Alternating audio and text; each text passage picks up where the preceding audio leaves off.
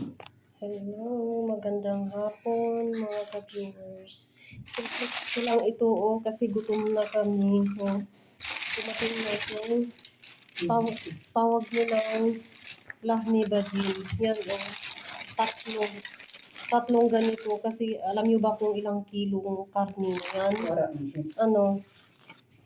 2 kilong karni at saka 2 kilo din na kamatis ang niyan. Yan sa loob niya. Yan Yan. Tatlong ganyan. Kaya hindi na katao ang kumain nito. Tatlong araw mo ito yatang pagkain.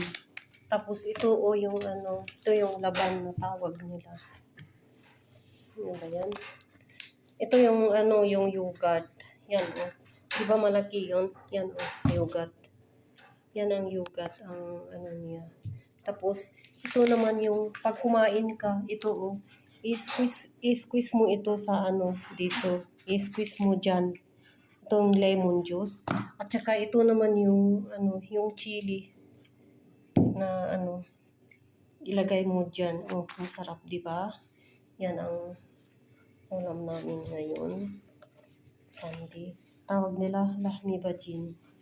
Maraming salamat sa panonood, mga ka-viewers.